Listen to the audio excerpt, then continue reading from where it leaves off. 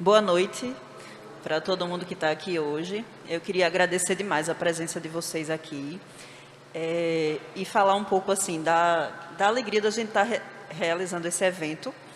Hoje é o segundo dia desse ciclo de palestras Viva Teresa, que marca o encerramento, essa última semana, né, da exposição Viva Teresa, que está há mais ou menos 2 meses em cartaz aqui no Museu do Estado.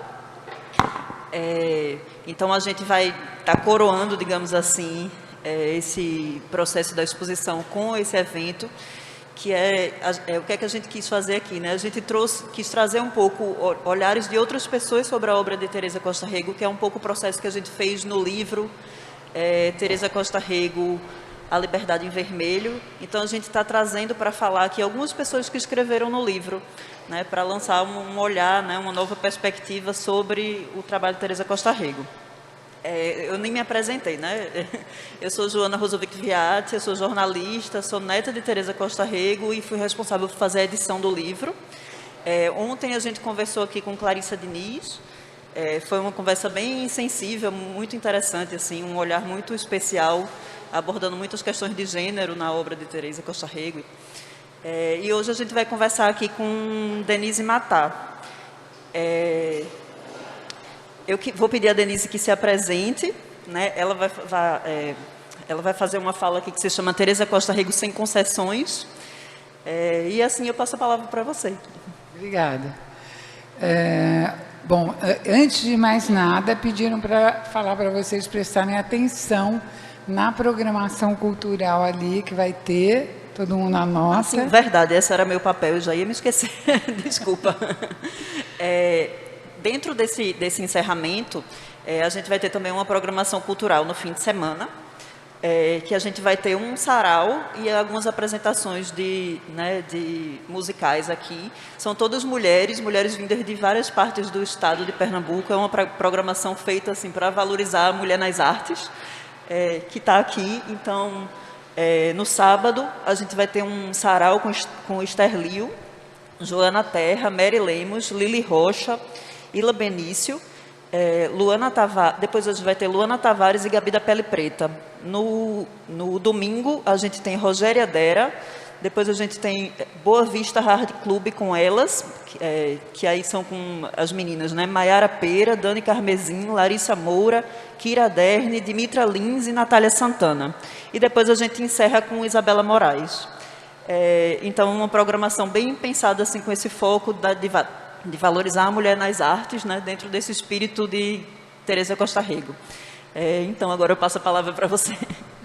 Gente, adorei esse nome, é uma Boa Vista Hard Club com elas. Mas não é o máximo? A Teresa ia adorar. Bom, então aqui eu vou me apresentar. Meu nome é Denise Matar. Eu sou uma curadora de artes plásticas há muitos anos e eu recebi o convite. A primeira pessoa que me fez o convite para escrever nesse livro foi o Raul Córdula, que é um artista que é amigo meu de muitos e muitos anos. Aí depois falei com Joana e Marcos Lontra e eu trabalhamos juntos também 7 anos no Museu de Arte Moderna do Rio de Janeiro. A gente brinca que nós somos casados 7 anos, porque eu ficava mais com ele do que com meu marido na época, né? Trabalhando em museu, naquele museu enorme do Rio. E então eu estou bem em casa com todo mundo que eu gosto, que eu conheço. Aí quando o Raul me falou do trabalho da Teresa, eu descobri que eu não conhecia o trabalho da Teresa. Aí eu fui estudar um pouco. E aí eu queria agradecer, tem um trabalho maravilhoso que foi a minha fonte de leitura, que é uma dissertação de mestrado da Universidade, é um programa conjunto da Universidade Federal de Pernambuco com a Universidade Federal da Paraíba, e o Adriano Carvalho, então, defendeu a dissertação de mestrado dele, que foi maravilhoso, foi muito importante.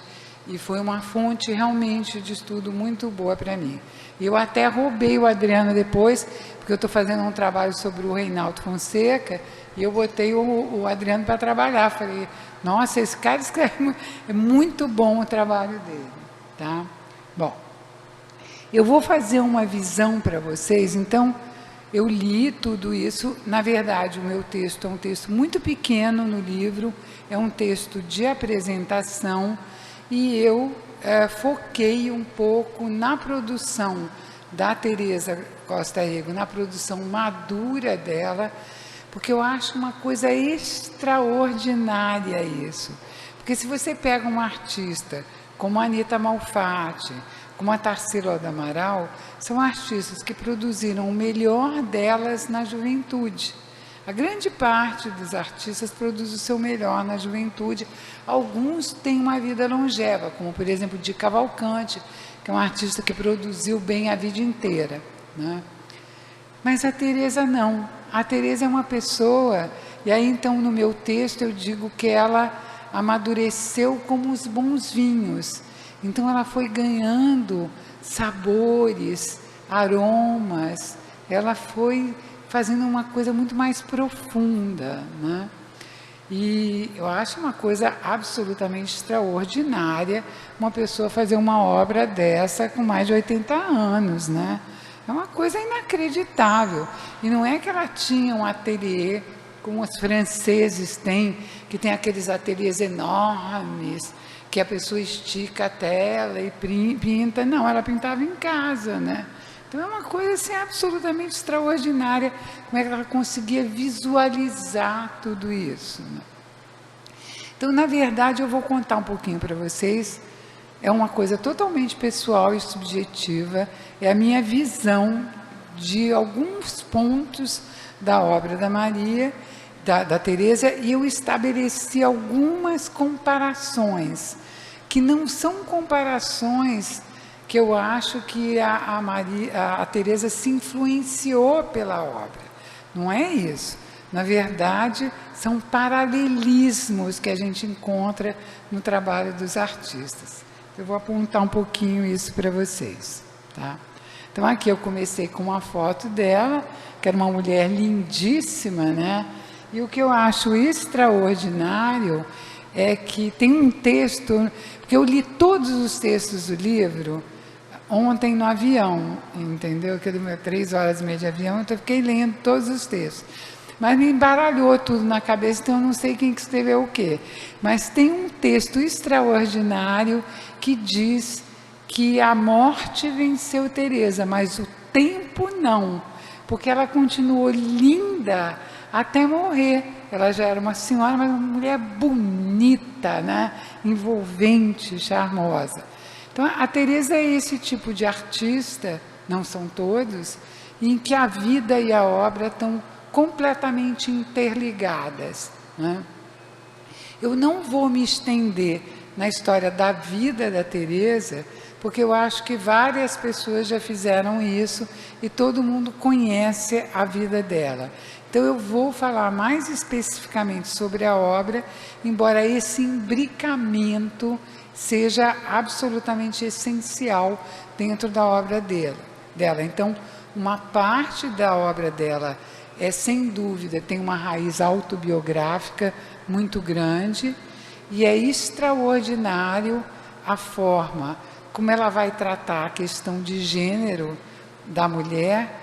Só que o que eu acho empolgante na obra dela é que ela trabalha a questão de gênero de uma forma absolutamente, de uma sensualidade feminina, assim, avassaladora, arrebatadora, eu diria, né?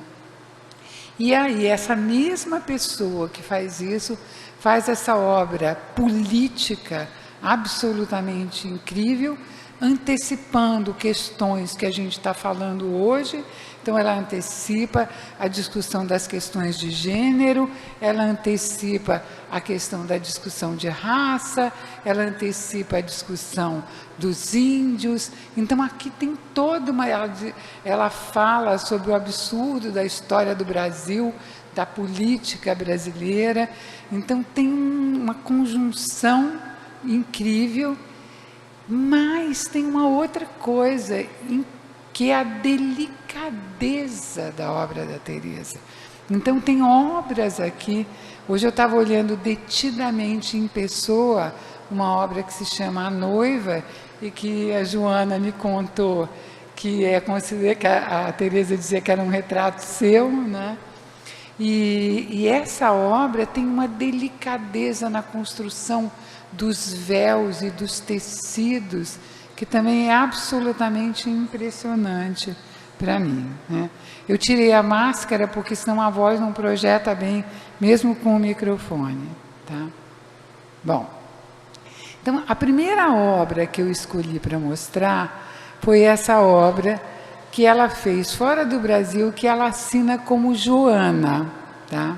Então, como eu disse para vocês, eu vou fazer algumas comparações, nunca em nenhum momento considerando que é uma influência, mas sempre considerando como paralelismos que tem na obra dela, né? Eu acho incrível que essa obra, para mim, me remete imediatamente ao Reinaldo Fonseca, né? Do qual ela era muito amiga. Então, como eu disse para vocês, eu estou preparando um livro do Reinaldo, né? O sobrinho neto do Reinaldo Maurício está aqui presente também. E aí tem essa foto extraordinária do Reinaldo junto com a Teresa, numa exposição do Reinaldo.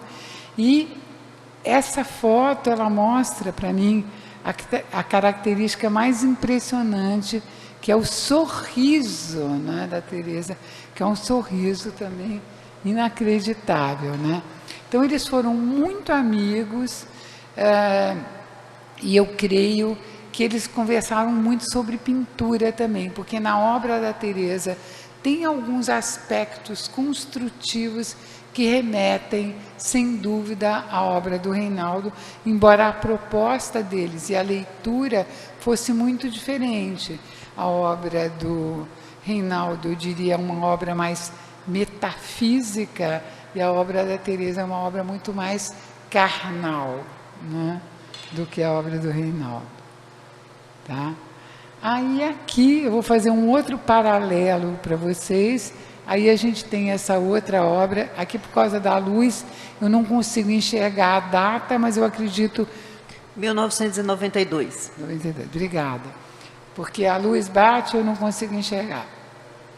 Então é toda uma série que ela faz do bairro do Recife, e que remete a toda uma história que ela conta quando ela faz aquela grande exposição do Parto do Porto. Ela conta que ela faz aquelas histórias todas se lembrando das conversas que ela ouvia dos irmãos contando a visitação aos bordéis. E também isso me remeteu muito a um outro artista pernambucano, do qual eu fiz uma grande exposição. Olha que beleza, é extraordinário, né, a forma como ela constrói a obra. Eu acho assim incrível. E aí isso me remete, toda essa série me remete muito à obra do Cícero Dias. Vocês me desculpem, as imagens do Cícero Dias estão muito ruins, né, porque eu não consegui pegar as imagens em alta, mas dá para vocês entenderem o que é.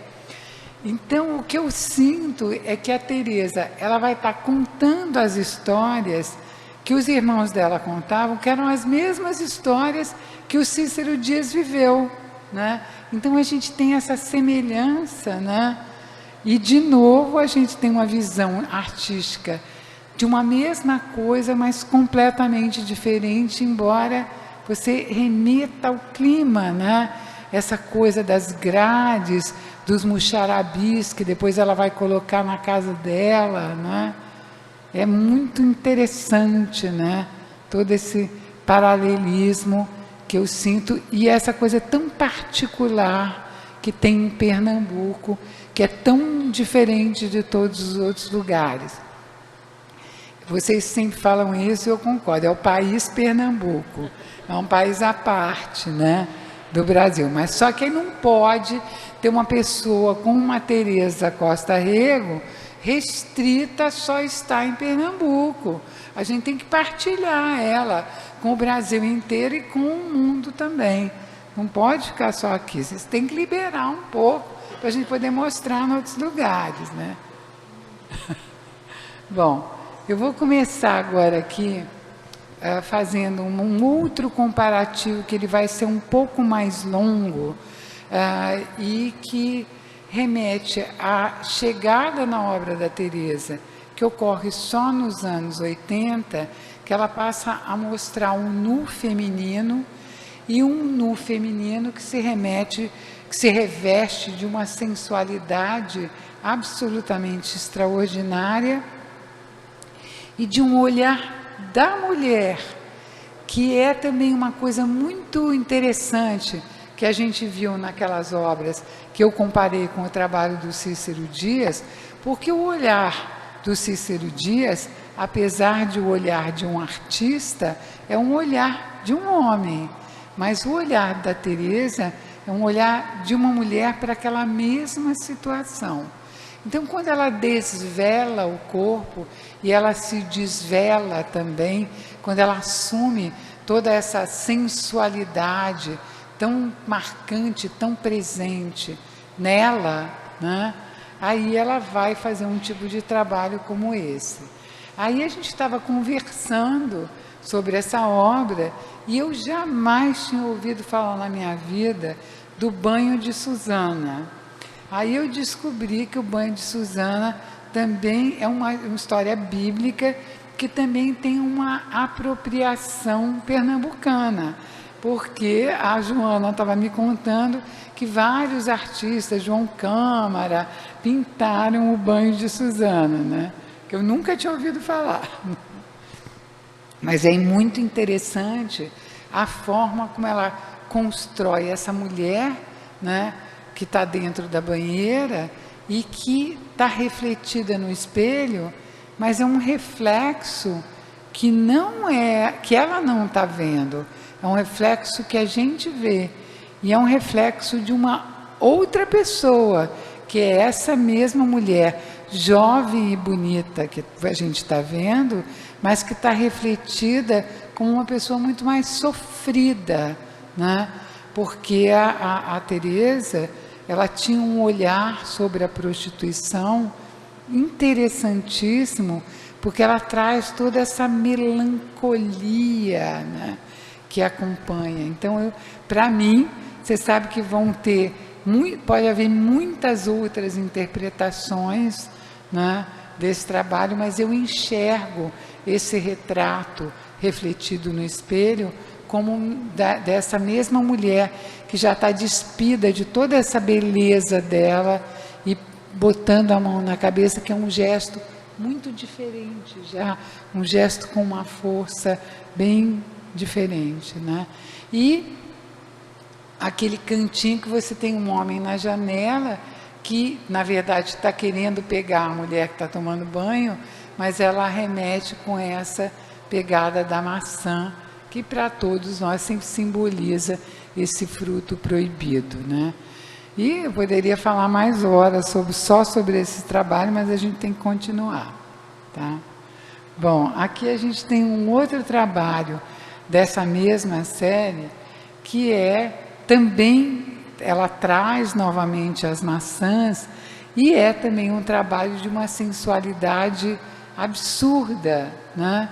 Porque ela desenha, ela faz esse espartilho que a mulher está abaixada, mas e ela faz toda uma composição jogando com os vermelhos, né? O vermelho da maçã, o vermelho do sapato e esse laço, né? O cadarço do espartilho que quase que se junta com o gato, né?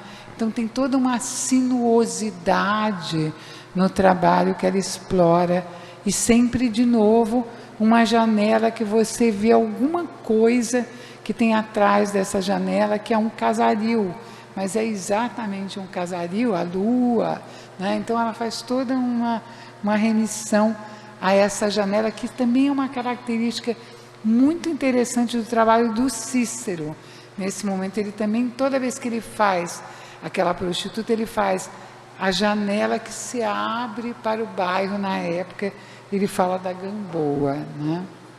Bom,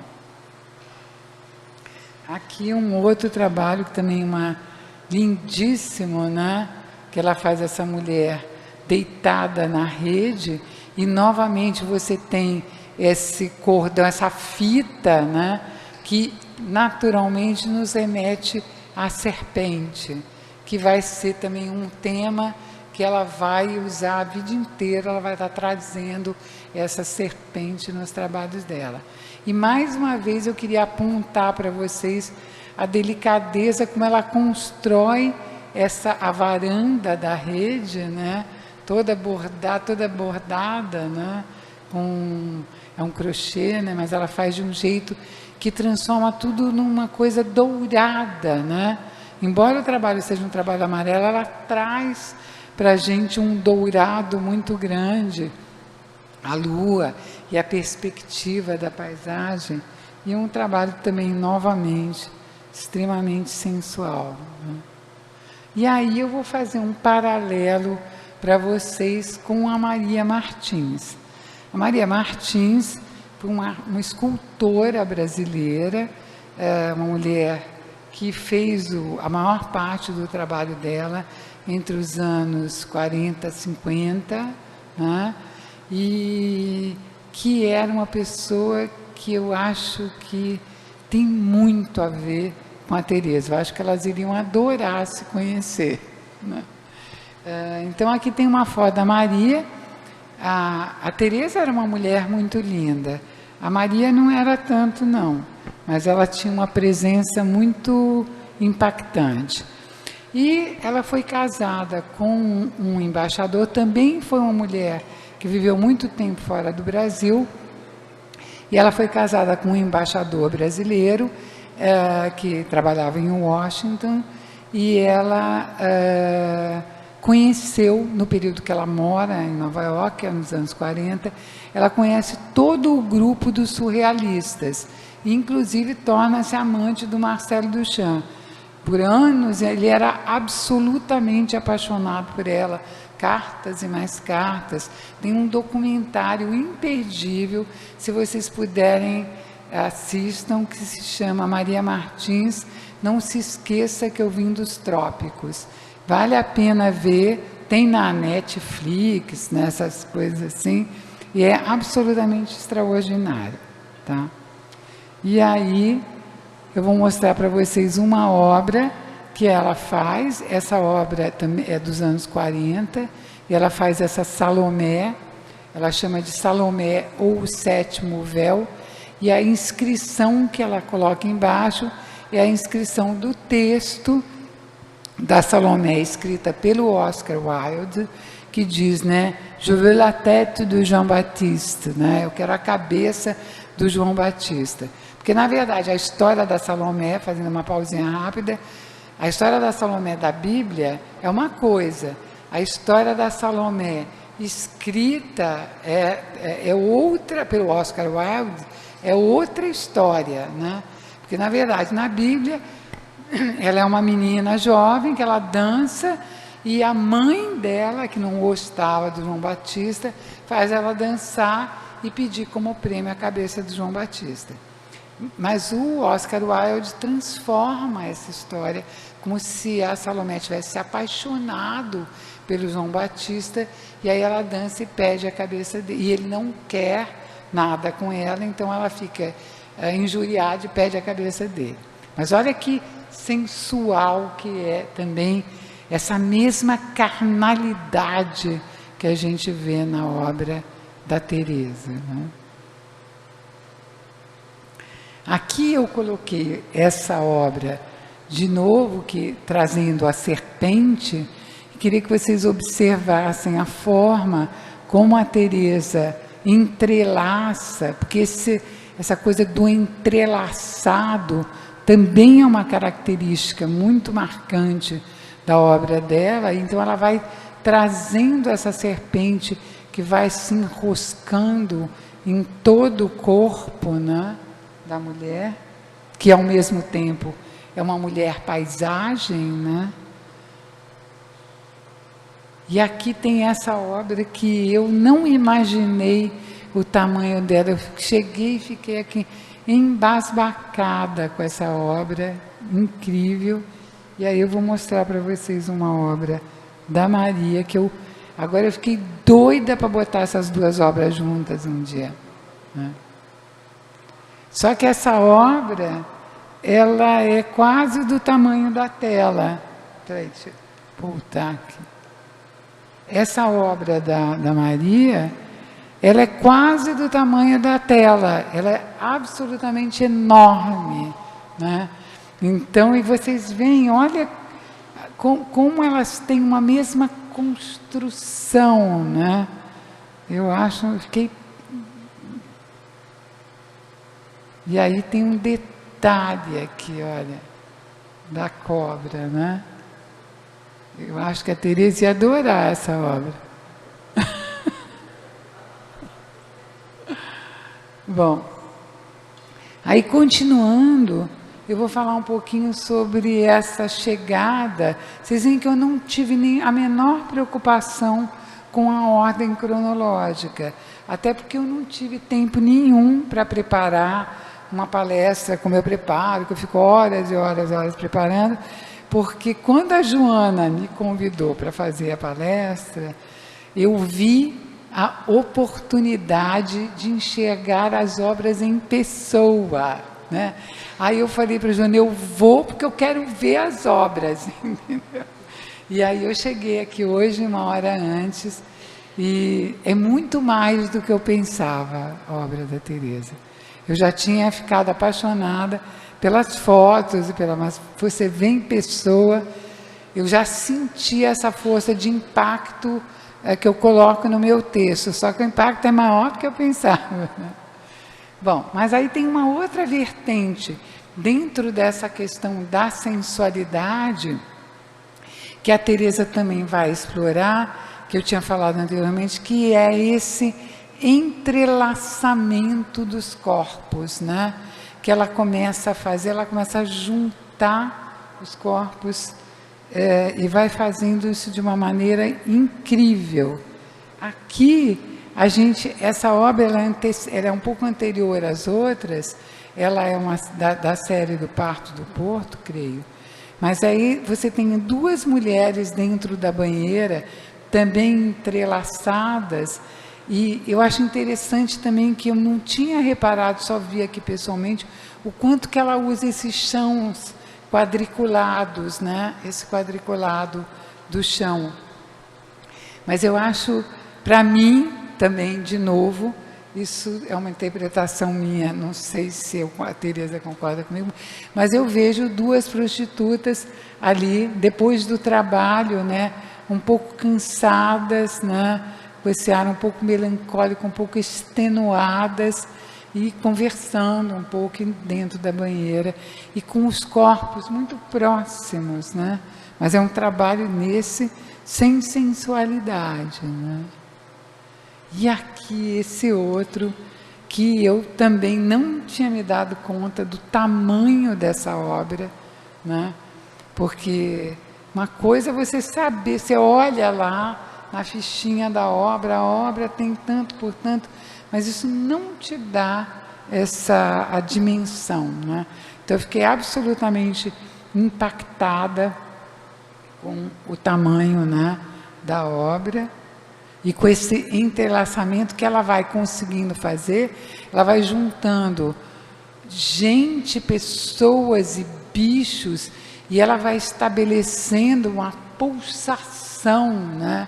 Eu sinto essa obra toda pulsando, né? Porque ela vai criando realmente, a gente quase que sente assim o suor, né? As coisas que a gente sente, o cheiro do suor de tantos corpos e bichos, né, entrelaçados. E aqui a gente tem uma obra da Maria, que é essa obra que se chama Não Se Esqueça Que Eu Vim dos Trópicos, que ela fez originalmente para o Duchamp, porque ela era uma mulher brasileira, uma mulher sensual, e aí ela dá como um aviso, não se esqueça que eu vim dos trópicos, né? E aí vocês veem como esse trabalho remete a essa obra da Teresa, né? As duas caminhavam por searas muito próximas e em trabalhos completamente diferentes, mas as duas trilhavam caminhos muito próximos, né?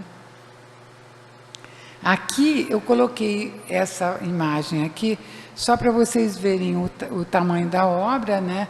Chama O Canto da Noite, está lá no Palácio do Itamaraty, é um bronze e tem essa medida, é um trabalho bem grande, né? Mas eu vou mostrar eles para vocês polido, né? Então vocês veem que igualmente ela também faz esse entrelaçamento de cipós, que são cipós ou são corpos, e são braços, então vocês veem que tem uma mão que sai, né?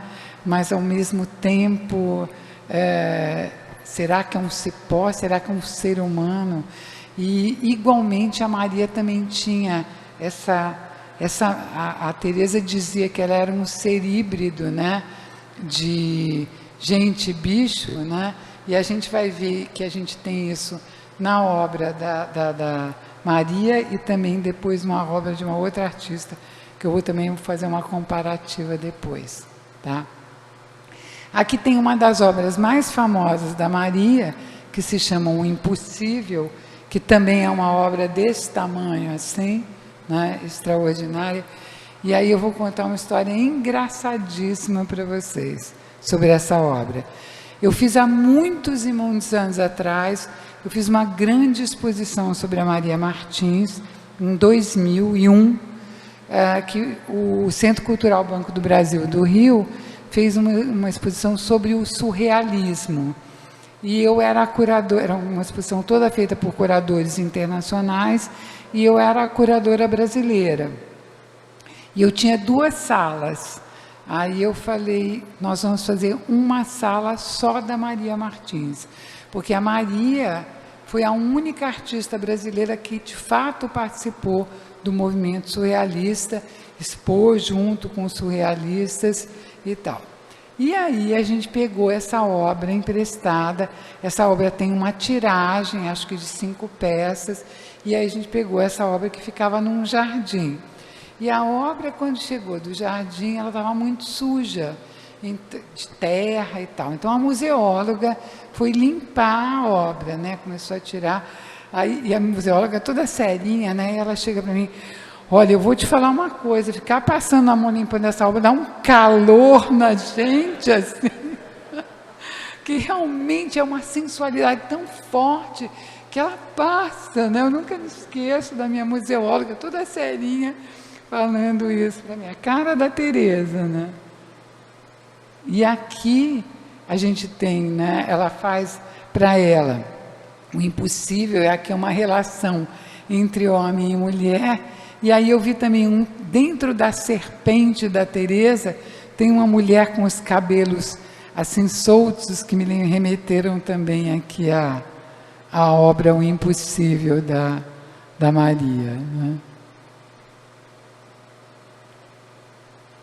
Aqui ela faz esse trabalho que também está no Ministério das Relações Exteriores, também deixei aqui a medida para vocês verem, e é um trabalho que se chama A Mulher e a Sua Sombra. Então eu acho que a Maria ela vai pelo mesmo caminho, né? Na verdade a Teresa vai pelo mesmo caminho que a Maria veio antes, né?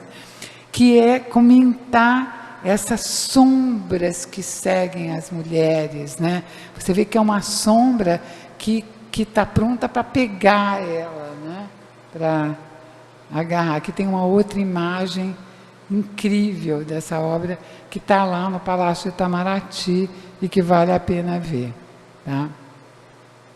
Aqui, impossível não deixar de comparar com essa foto da Teresa com a obra, mas vocês têm a obra aqui para ver pessoalmente, não precisam ver slide, né? Mas eu sinto uma semelhança, olha isso, gente, é toda né? Caminho assim extraordinário, tá? Bom, aí eu vou falar agora sobre uma outra vertente da obra da Teresa, que é a obra política, né? E esse trabalho é considerado o último trabalho da série Sete Luas de Sangue, né? Onde ela faz essa pátria nua, né? E é um comentário sobre a história do Brasil incrível. E o Daniel estava me contando uma coisa incrível. Você vai me mandar o vídeo, né? Ele estava me contando que a Teresa, quando ela mostrou esse trabalho, ela fez um vídeo contando por que cada elemento desse está na obra. Então ela colocou atrás de cada político, o bicho que está atrás de cada político é o que ele é. Então ela bota assim o americano, o marinheirozinho americano, aparentemente inocente, ela bota uma cobra, né, na cadeira. O Tancredo, que está de costas, ela põe uma raposa, né? Eu achei uma coisa extraordinária. O outro, ela bota um rato, e ele está até assim acariciando o rato, né? E então, dentro da obra da Teresa política, tem um elemento fantástico que ela usa para reforçar o aspecto político da obra dela, que não é panfletário. O Iberê Camargo, ele tem uma frase muito interessante que eu não vou saber reproduzir a frase propriamente dita, mas posso reproduzir o conteúdo para vocês. E ele diz que toda arte é política quando é boa, que a boa arte sempre é política, que o resto é panfleto é ruim. Então a obra da Teresa é uma obra que ela é uma obra de arte, e ela traz junto dela um comentário político, mas ela nunca é um trabalho panfletário, né? Embora ela seja muito explícita nas colocações dela, mas a obra de arte é tão boa que ela traz essa emoção, que Teresa era uma mulher movida à emoção, né? Bom, e aí eu vou fazer uma comparativa com uma artista portuguesa, que é a Paula Rego, que curiosamente compartilha o sobrenome. E a Paula Rego é uma artista que faz várias, também trabalhos muito políticos, onde ela traz imagens do cotidiano e ela joga e transforma essas imagens do cotidiano em, às vezes, verdadeiros pesadelos, né? Então, ela traz um comentário político muito forte através da inclusão de elementos extraordinários e de elementos que estão totalmente fora do lugar, que é exatamente também um procedimento que a Teresa faz, né? E elas têm uma fatura que me lembra muito. É que, naturalmente, olha, essa obra eu tinha selecionado, só um minutinho, gente. Essa obra é outra, que eu tinha selecionado essa obra pelo slide, e slide é coisa de velho, né? Pela imagem, né? A gente já dedura a idade quando fala de slide, né? Aí eu tinha visto, escolhido pela fotografia, e fiquei realmente impressionada com a obra em pessoa, porque, na verdade, ela fala, é um trabalho sobre a gula, mas ela está fazendo um comentário em que ela inclui a mulher dentro, também sendo oferecida como um prato, né? E aí ela joga com uma transparência, né? Toda vez que ela está trazendo esse elemento extraordinário, algumas das vezes ela usa a transparência para criar esse efeito, né? Bom, aqui tem uma outra obra dela, também a Ceia do Carnaval, que também é essa imagem, de novo, do cotidiano, a qual ela junta alguns elementos fantásticos, e se a gente for olhar pessoa por pessoa, ela vai estar colocando, se a gente parar na frente desse trabalho e olhar cuidadosamente, você consegue perceber qual é a intenção que está atrás de cada pessoa que está ali naquela mesa, né? Que é uma coisa que também a Paula Rego também faz. Aqui esse também é maravilhoso, né? E aí ela usa dessa raposa que toca, né, o violino. De novo, o espelho, o quadriculado, ela tem alguns elementos que ela usa constantemente. E aqui um trabalho da Paula Costa Rego, que também faz uma coisa que a Teresa também faz, que é jogar com a perspectiva. Então ela usa elementos pequenos que estão fora do tamanho daquela obra, como é o caso dos repolhos, das couves. Então ela faz uma leitura, e a Paula Rego é uma artista super conhecida, portuguesa, internacionalmente, valorizadíssima. Eu acho que Dona Teresa precisa chegar lá também, né? A obra dela tem fôlego, eu acho que a obra da Teresa tem fôlego para se equiparar a uma star internacional, né? Aqui um outro trabalho muito impactante, né, da Teresa, que se chama O Parto, né, que ela faz de uma forma dramática, né, e meio impactante. E aqui a gente tem uma obra que é o oposto, que é o Aborto, da Paula Rego. Então vocês veem que tem uma construção, elas trabalham uma construção do feminino que tem uma similaridade, pelo menos para mim, tem uma semelhança de também trilhar os mesmos caminhos, assim como parcialmente ela trilha os caminhos da Maria Martins, né? Tá? Aqui a Paula também é uma artista que se interessa por temas políticos, né? Então aqui ela fala da Grande Seca, que é uma coisa que aconteceu em Portugal, né? E esse trabalho me chamou a atenção, o título dele, que ela fala da pessoa que está vomitando a pátria, né? Porque ela tem também esse interesse político, né? E aí, em falar em pátria, eu vou falar um pouquinho agora sobre essa ligação da Teresa com o Recife, né?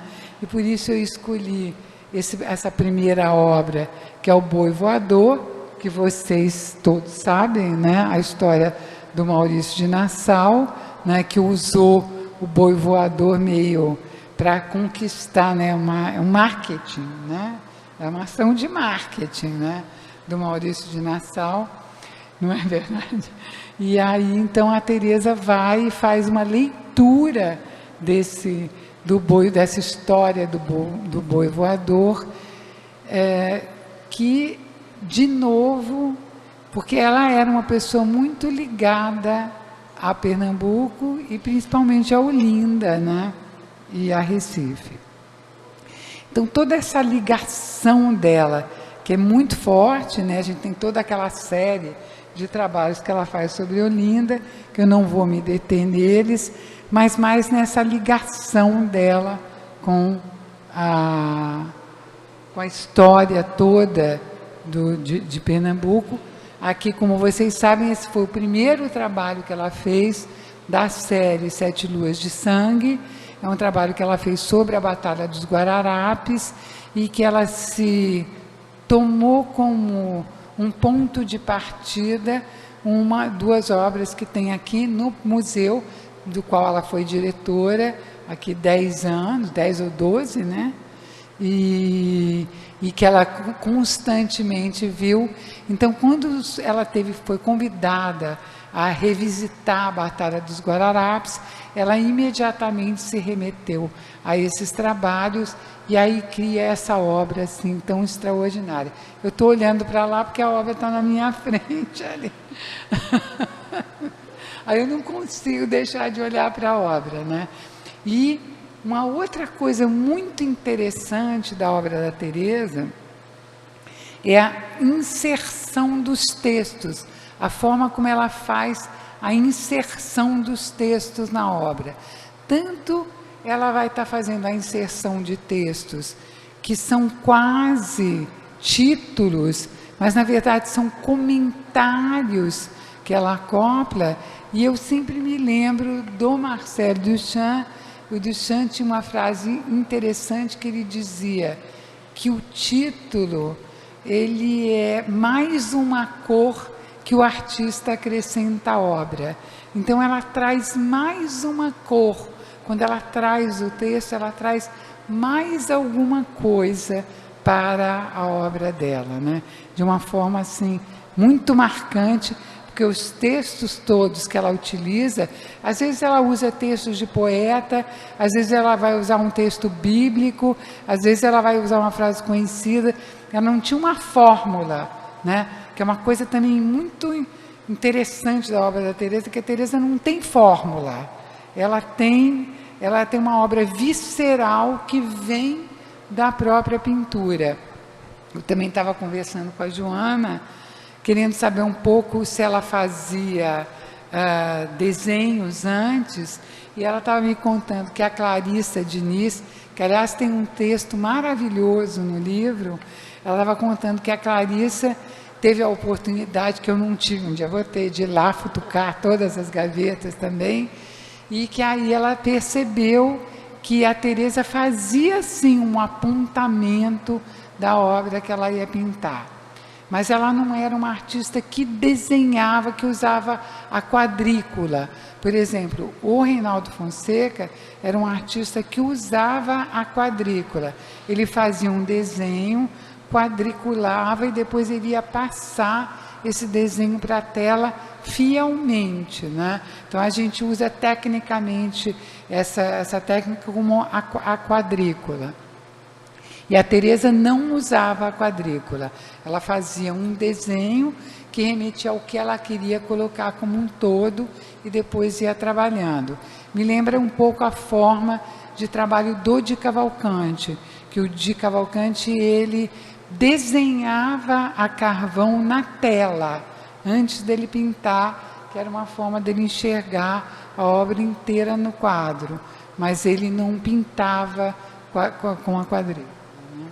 E a Teresa também não. Aliás, seria impossível ela fazer isso na quadrícula, né? Totalmente impossível, né? Aqui, a Batalha dos Guararapes, Canudos, né? Que também é um trabalho impactante. Ela escolhe o texto mais marcante, né? Da saga de Canudos, né?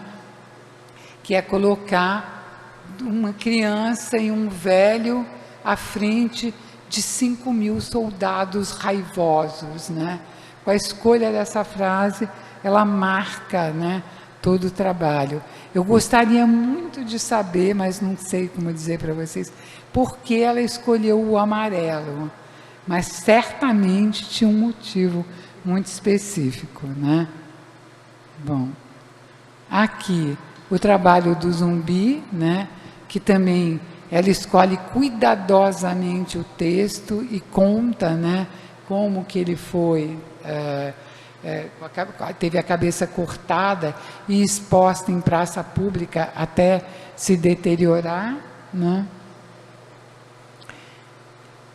Aqui é uma coisa extraordinária, né? Todas as questões que todo mundo está falando hoje, ela já estava falando há tantos anos atrás, né? Não consigo enxergar o ano de novo. É 90, né? 97. 97. Acho uma coisa fantástica, né? E ela escolhe muito, com uma precisão cirúrgica, os textos que ela vai usar, né? Esse também é... Essa sala aqui é de tirar o fôlego, né? E eu queria que vocês que estão aqui depois dessem uma lidinha nos textos todos, por favor. Aproveitem que estão aqui, tá? E aí, as mulheres de Tejugupá, porque eu escolhi essa foto que a Tereza está junto, né? Também, aonde ela junta a questão feminina, né? Do poder feminino. Agora, eu vi um pequeniníssimo documentário, uma jornalista da Globo que chega para entrevistar ela, aí a jornalista chega e ela fala assim, não me vem falar em empoderamento, hein? Ela tinha horror da palavra, eu compactuo com ela, eu detesto, acho um uso assim que não me agrada. Ela falava que a palavra que tem que definir é a liberdade, né? Que deve reger a questão da liberdade. Empoderamento é muito modinha para Dona Tereza, mas eu amei que ela vai e fala com todas as letras, né? Então, aqui eu vou fazer uma remissão do trabalho da Tereza com o da Frida Kahlo, com uma ressalva muito grande, que o trabalho da Frida Kahlo é um trabalho trágico, e o trabalho da Tereza é um trabalho solar, sempre, apesar de todas as tragédias. Então, se a gente for comparar a vida da Tereza, for contar a história da vida da Tereza, é uma história imbuída de laços de tragédia muito grandes, mas ela nunca perde a solaridade dela, nunca, em nenhum momento. Mas eu enxergo uma semelhança, essa coisa de trilhar pelos mesmos caminhos da obra da Tereza com a da Frida, por esse amor que a Frida tinha ao México e o amor que a Tereza tinha e tem, né, por Pernambuco, né? E outra coisa que elas também partilhavam era o amor pelos bichos. A Frida igualmente dizia, com outras palavras, mas com esse mesmo sentido, que ela era um ser híbrido de bicho e gente, que ela gostava mais dos bichos do que de gente, né? Ela quase que fala literalmente isso num dos textos dela, né? E aí ela se pinta tantas vezes em volta dos bichos. E aí eu quero falar um pouquinho sobre essa personalidade que levou a Frida a fazer uma casa que é a Casa Azul, que é um ponto famoso, um ponto turístico famoso. Todo mundo vai ao México e quer ver a Casa Azul, onde a Frida e o Diego viveram juntos, né? E aí a casa é toda cheia de detalhes, né? E igualmente a Tereza também construiu a casa dela, né? Com todas as particularidades dela, todos esses elementos que ela gostava, né? O mocharabi que ela faz na frente da casa, esse encanto que ela tinha, que ela disse que se apaixonou, né, pelo Homem da Meia-Noite, né? E a coleção de vassouras dela, porque ela dizia que ela era uma bruxa, portanto ela tinha que ter uma coleção de vassouras, né? Então eu venho aqui a coleção de objetos que ela tinha, que ela trouxe de vários lugares do mundo, né? E aqui ela no famoso jardim dela. Então eu vou fazer uma provocação aqui para vocês pernambucanos, que eu acho que a casa da Tereza devia ser transformada na Casa Azul aqui de Pernambuco, né? Então, eu acabo aqui a minha apresentação, estou aberta para perguntas e muito obrigada. E mais uma vez queria agradecer eu estar aqui, que eu estou muito feliz.